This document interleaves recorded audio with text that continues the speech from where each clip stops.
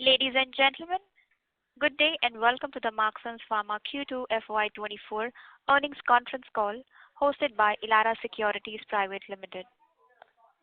As a reminder, all participant lines will be in the listen-only mode and there will be an opportunity for you to ask questions after the presentation concludes. Should you need assistance during the conference call, please signal an operator by pressing star then 0 on your touchtone phone. Please note that this conference is being recorded. I now hand the conference over to Dr. Binu from Elara Securities Private Limited. Thank you and over to you, sir. Thank you, Siva. A very good afternoon to all of you. On behalf of Elara Securities, I, Dr. Binu Pathiparambil, welcome you to the Q2 FY24 earnings call of Marksans Pharma. We have on the call from Marksans Pharma, Mr. Mark Saldanha, Chairman and Managing Director, and Mr. Jitendra Sharma, Chief Financial Officer. We will start with the opening remarks from the management. After that, we will have a Q&A session. Over to you, Mr. Saldanha. Thank you, Dr. Binu. Welcome, everyone, and thank you for joining us in our Q2 and H1 FY24 earnings conference call. We appreciate your continuous interest and support for the company. We've had another strong quarter and with our revenues expanding by nearly 17% year-on-year and EBITDA and PAT expanding around 40% year-on-year. This is attributed to the market share expansion along with our existing customers and some new product launches. The improved margins in the quarter resulted from the focus of cost efficiencies and reduction in raw material and freight cost. We recently received key product approvals from US FDA and market authorization from UK MHRA in the pain segment, cough and cold segment, and digestive.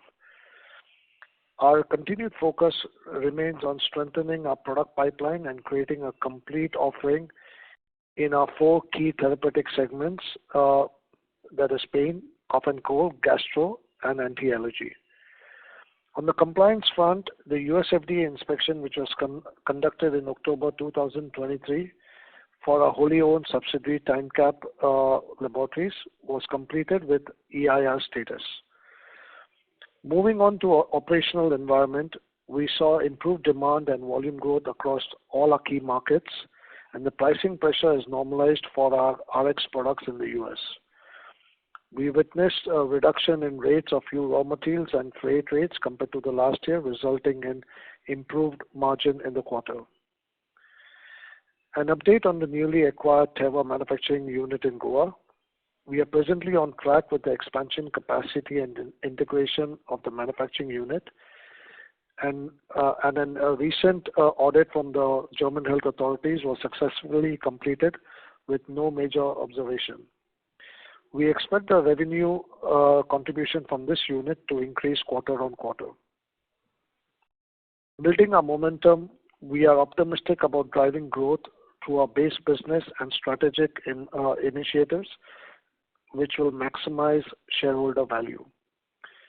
With this, I'd like to turn it over to Jitendra, who will update you on the financials, and then we can start with our Q&A.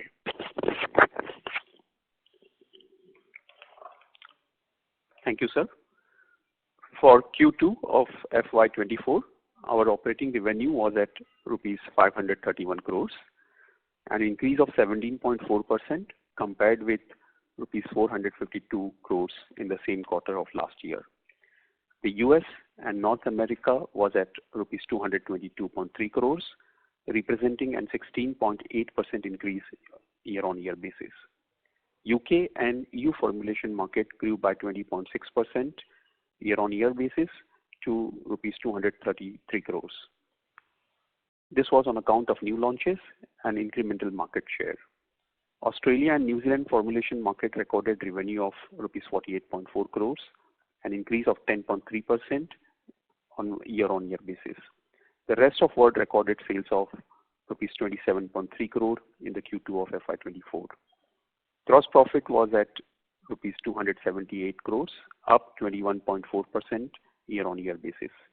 Gross margin increased by 174 basis points from 50.7% to 52.4% in Q2 of current year. EBITDA for the quarter was at rupees 113.9 crores, an increase of 41.9% year-on-year basis, and an increase of 11.7% on quarter-on-quarter basis. EBITDA margin for the quarter was 21.4%. Improvement in EBITDA margin was led by cost optimization initiatives and the reduction of freight expenses compared to last year's same quarter. Profit after tax was at rupees 83.9 crores compared to rupees 60.1 crore in Q2 of FY23, a growth of 39.5%. EPS for the quarter was rupees 1.84. Talking about half-year financial performance, for the H1 of FY24, our operating revenue was at rupees 1,031.3 crores, an increase of 16.4% compared with rupees 886 crores in the same period last year.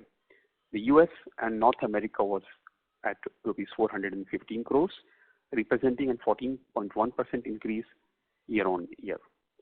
UK and EU formulation market grew by 22.6% on YOY basis to rupees 459 crores.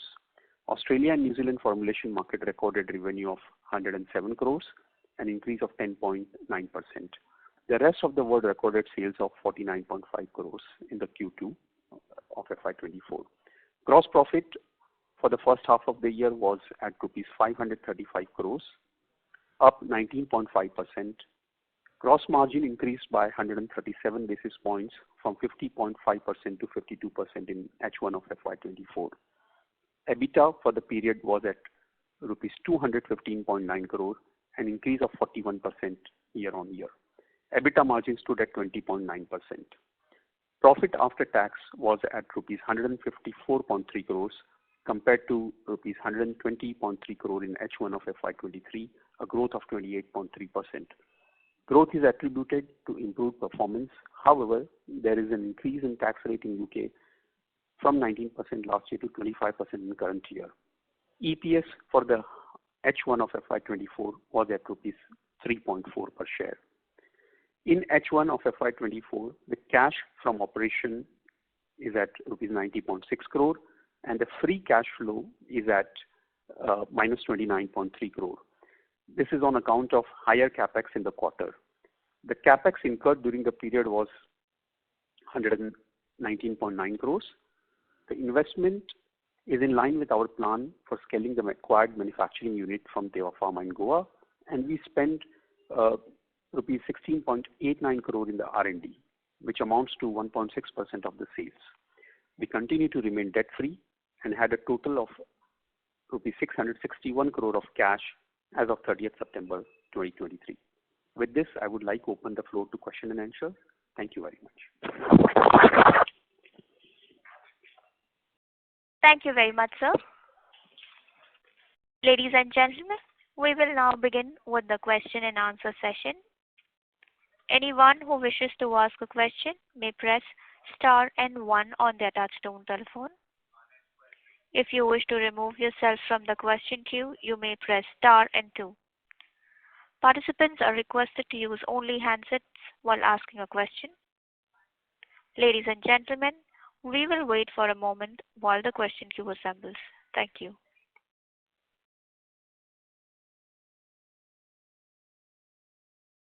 We take the first question from the line of Sudhir Beda from Beda Family Office. Please go ahead, sir. Yeah, good afternoon, sir, and hearty congratulations on super performance in Q2 as well as H1. Thank sir, you. I have a couple of questions. Like, our EBITDA margin is clocked at 21.4%, led by increase in the gross profit margin to 52.4%. So this kind of trend, as the raw material continue to remain soft and freight rates are also soft, so this kind of margin we are able to do in the H2 as well. We are hoping for that. Obviously, we continue to work towards that, and we are we are hoping that this trend continues.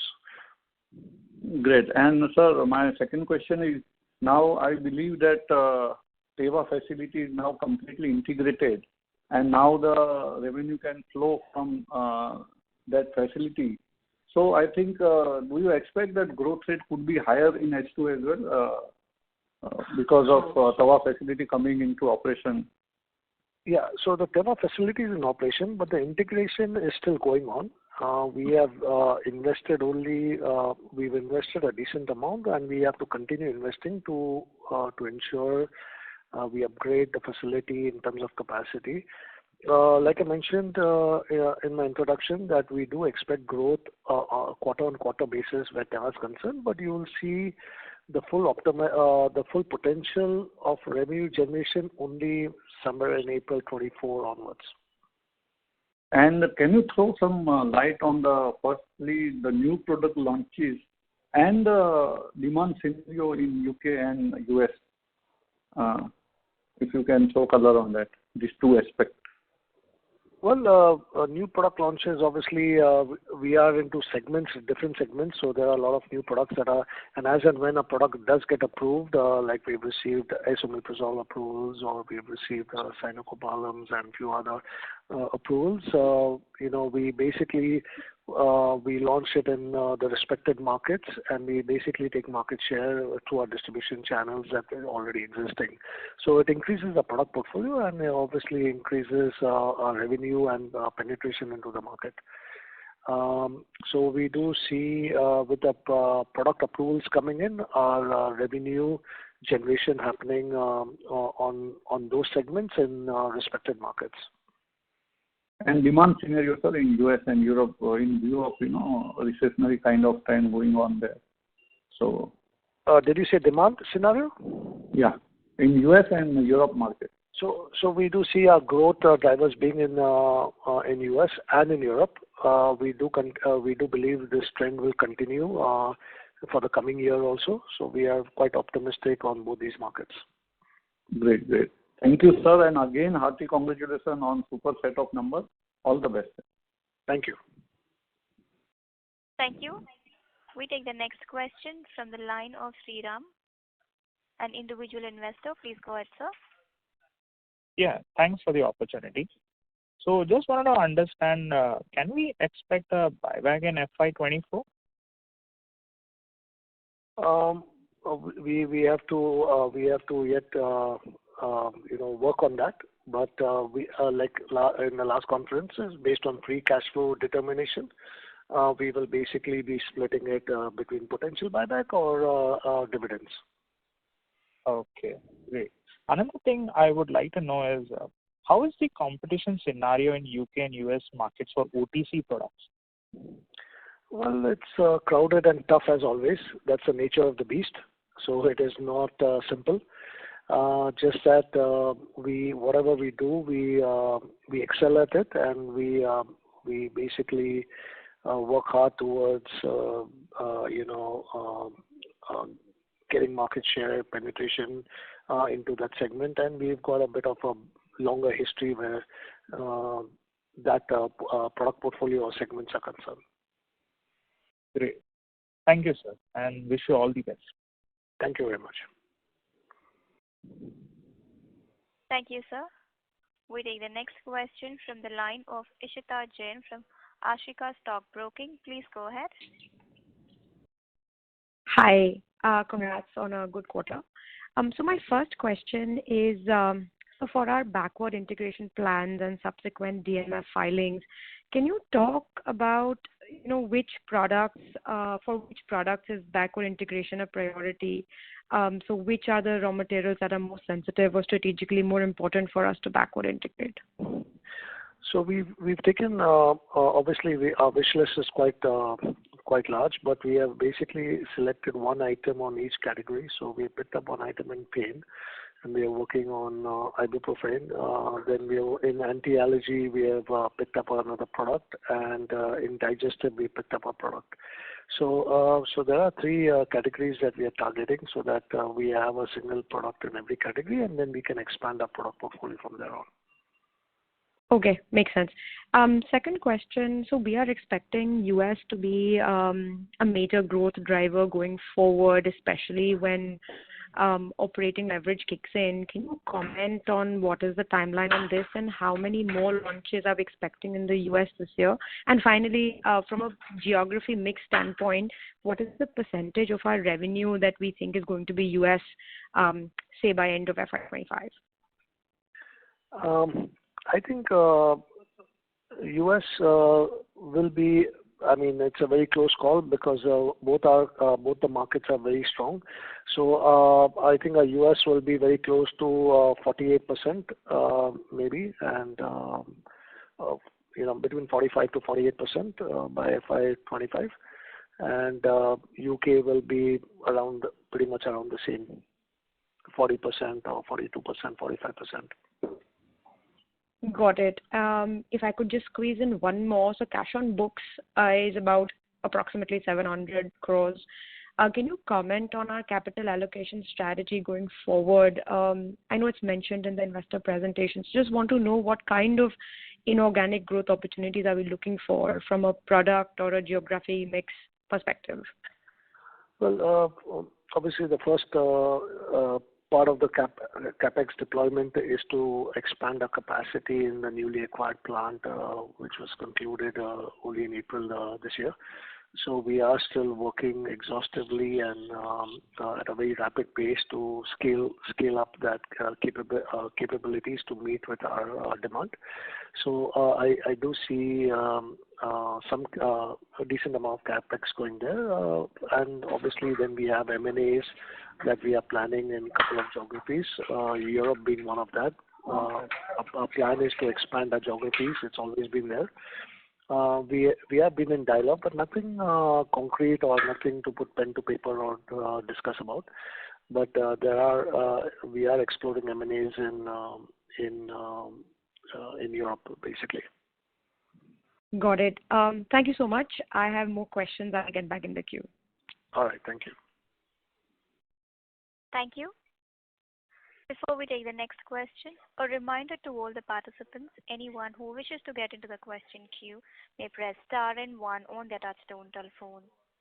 We take the next question from the line of Dr. Binu from Elara Capital. Please go ahead, sir. Hi, thanks for taking my question. Mark, a couple of questions. In the US, how many ANDAs do we file per year now on an ongoing basis, and what are your plans? Do you plan to increase that number? And similarly, the filings for UK as well.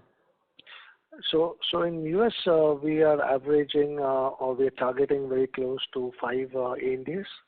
So you can say between 4 to 5, and in Europe, we are talking of nearly 20. Around 20 authorizations, you can say 15 to 20. Sorry, so you are basically saying that you are going to triple the rate of filings in a year's time? Yeah, total filings. I mean, we have a big product portfolio in Europe, in UK. So it is quite an exhaustive. It's many market authorizations we have. So it will not be tripling it, but we are looking at definitely. We have already been working on 60, 70 odd products. So we are planning to file very close to maybe, like I said, 20 odd products year on year. Sorry, I didn't quite understand. So in the US, you are filing 5 ANDAs Yes. in a year. Yes. Will that run rate increase going forward to 15, 20, or you are saying? No. US will be 5 only every year. Okay. And I was talking of Europe. Okay. Great. Second question, our own brands in these markets, roughly what sort of revenue would that be contributing in each of these markets in US and UK? So we are not into brands. We are into generic formulations. But I mean, we have segments that we talk about. Obviously, we have the pain segment, which is still the largest for us. Then we have the digestive and cough and cold, which contributes. Then we have a substantial amount of, we have about 30 30% odd on prescription related, prescription related segments that we pursue. And we do have certain brands, we have brands in Australia, we have brands in our Dubai market, in Dubai regions, and obviously we are very active in the Amazon segment also. Understood. A couple of housekeeping questions. For the first half, you have given a capex figure of 120 crore. Does that include the payment given to Teva for the facility? Yes, it does.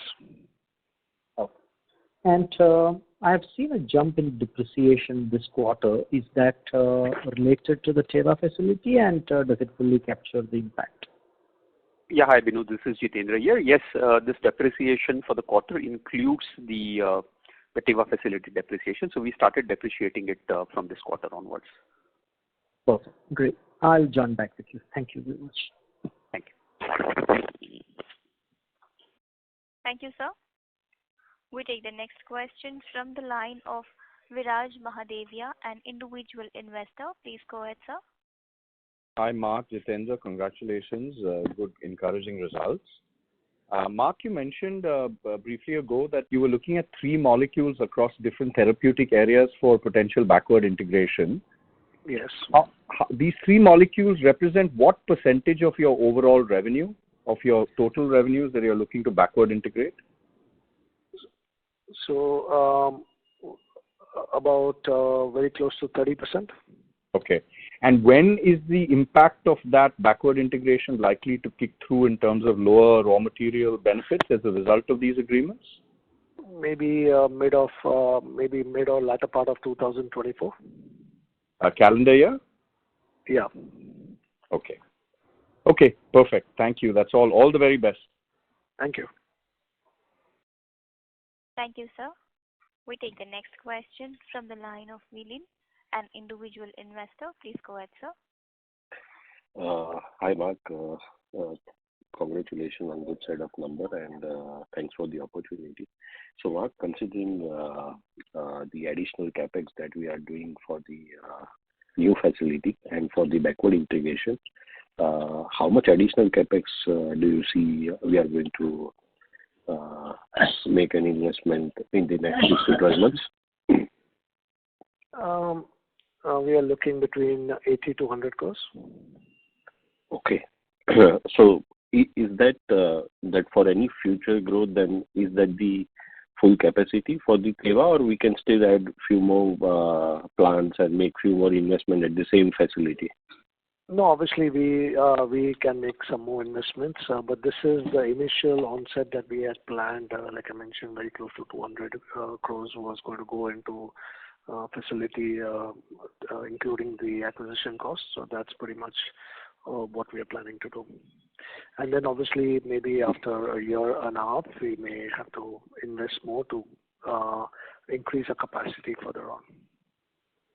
Okay. And I think in the past Concall you referred to filing, spending more on the filing of ANDAs and the percentage of R&D going to increase. So do you see it's going to be a significant jump, or it's going to be a gradual increase? It is going to be a gradual increase, but it will be an increase for sure. Okay. And the last question from my side, I think most of the, do you see most of the tailwind from the raw material cost are there now? So any future growth will be driven by more operating leverage and the product portfolio. Would that be a safe assumption? Yeah, that's fair enough to say. Okay. Thanks a lot. Thank you.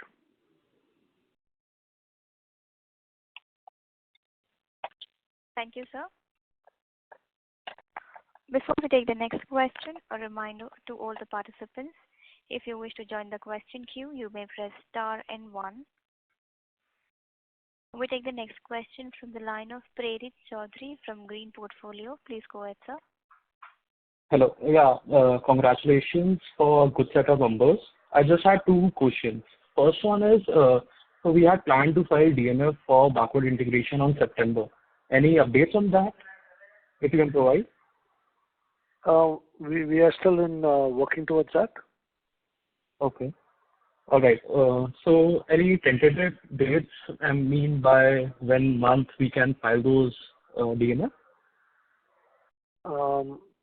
I think hopefully we are optimistic by the end of this financial year. Okay. Okay, great. And my last question is that what would be the total expense number for our Teva facility for this quarter?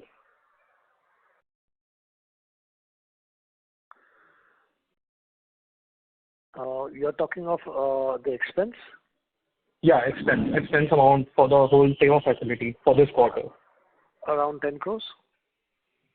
Okay. Okay, great. Thank you. That's it from my side. All right. Thank you, sir.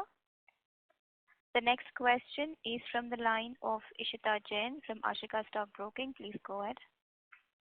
Thank you. Thank you so much for the opportunity once again. Given the product mix, we must have not faced very high price erosion in the US. Can you quantify the price erosion, if any? It's difficult to quantify exactly, but obviously we are not immune to price erosion. There's always some price erosion happening because when raw material prices come down, so do finished products come down. So we are not immune to it, but definitely we didn't suffer as compared to the prescription segments. But there was some price erosion, but not dramatic. Do you think that we will be able to cushion this even further with backward integration? At least for the molecules we are considering backward integration for? Yeah, I mean, obviously we do believe in that, and we do believe it will basically strengthen our sourcing capabilities and reliability of ensuring materials available on key molecules. So that was the objective more than anything else. That because when prices go up or when circumstances happen in the market, manufacturers tend to exploit the situation. So that's the reason why we wanted to backward integrate ourselves. Perfect. Makes sense. And so Teva plant breaks even first quarter 25. Is this timeline still intact? Oh, definitely. Fantastic. And last question, if I may. So our R&D spend on a consolidated level was 1.6%. Do you have any guidance for R&D spend, say for FY25, FY26? About 2%, may go slightly higher, but I would conservatively say 2%.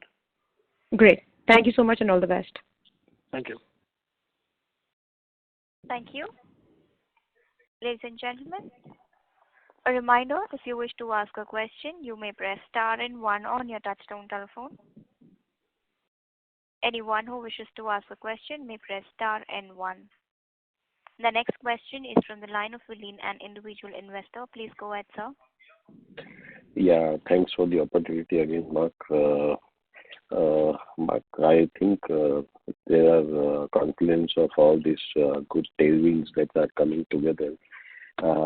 Between these, do you see any risk that you should be, which might be considering the geopolitical situation and all?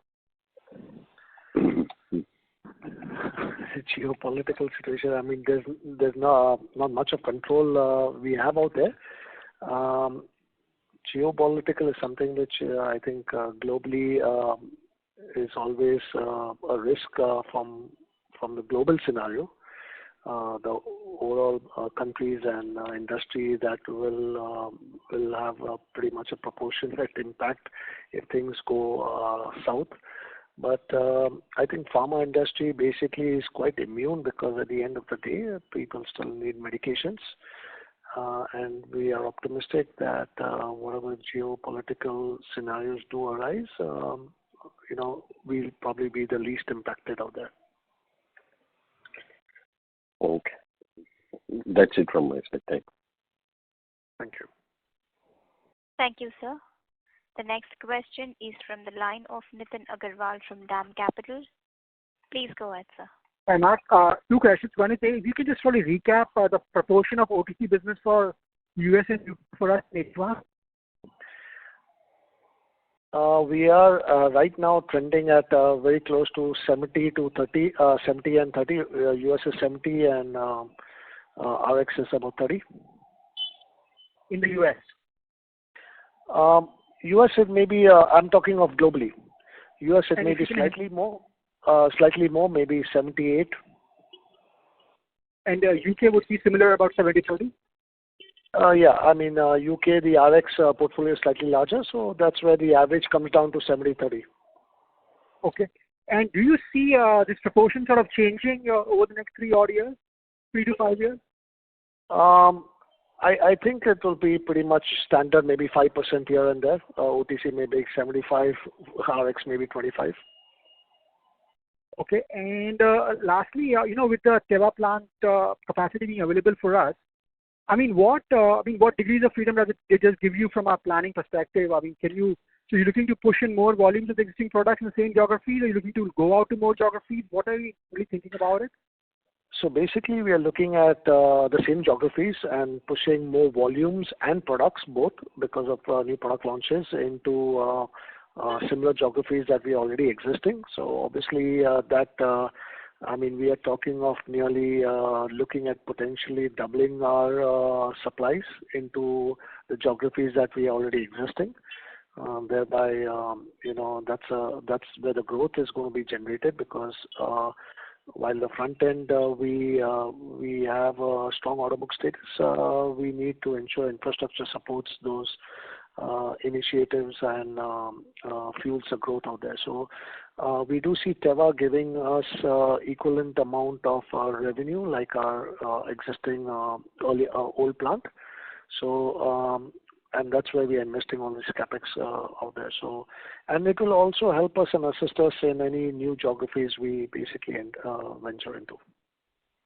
And just last one, in terms of the current portfolio that you're supplying to US and UK, how much, given the fact that once you get more capacity from Teva, are there opportunities for you to take significantly higher market share than you already have? And what would drive that?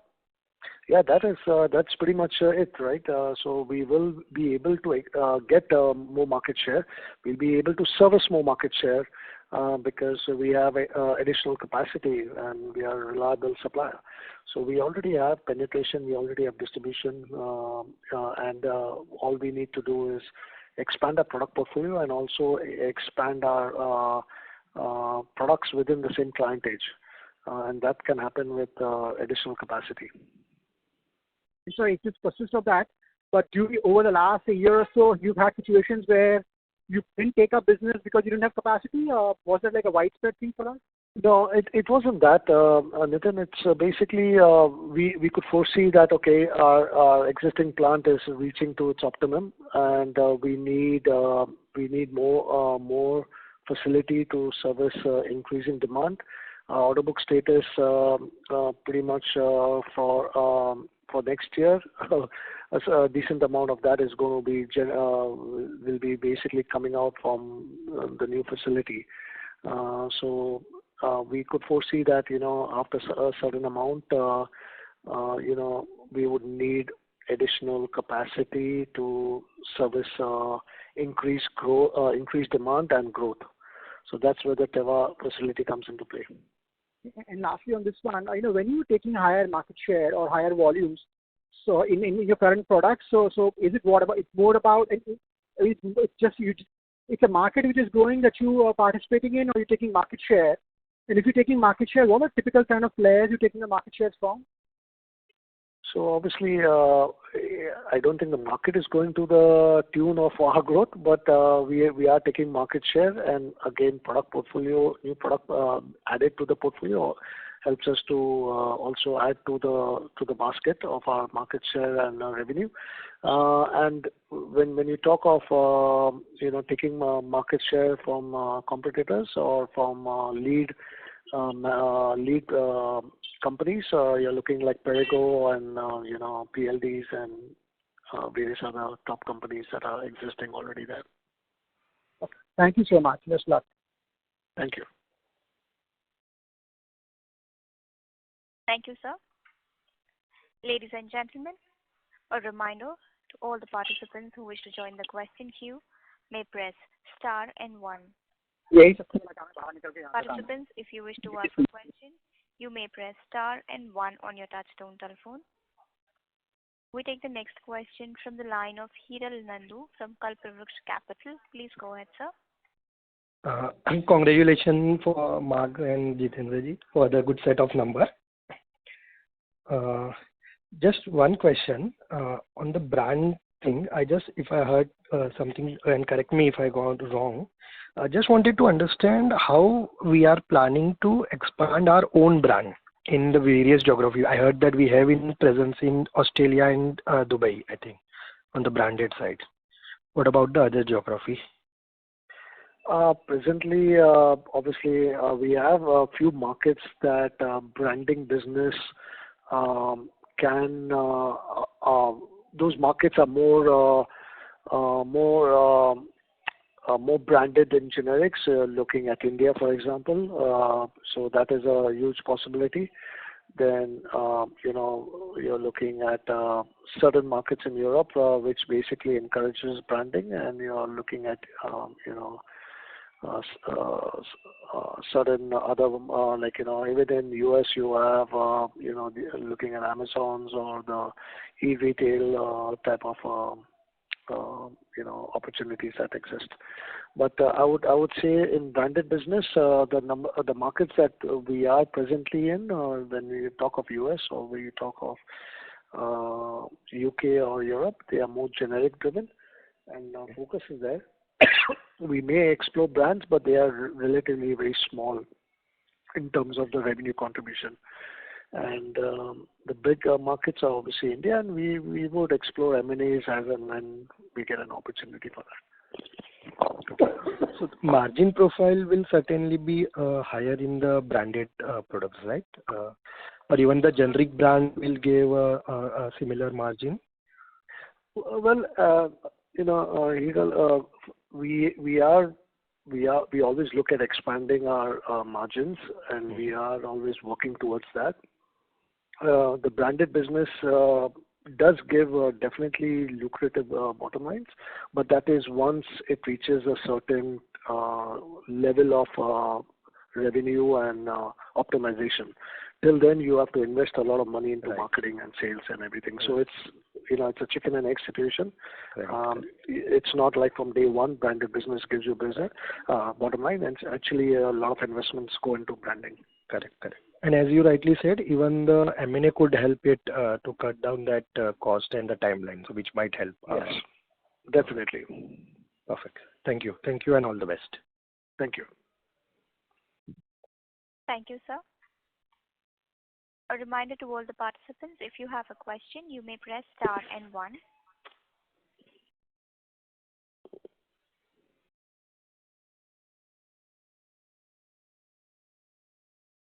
As there are no further questions, I would now like to hand the conference over to the management for closing comments.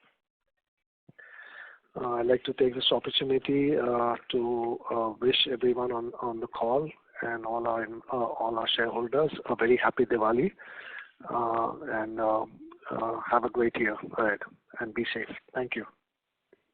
Thank you. Thank you. On behalf of Elara Securities Private Limited, that concludes this conference. Thank you for joining us, and you may now disconnect your lines.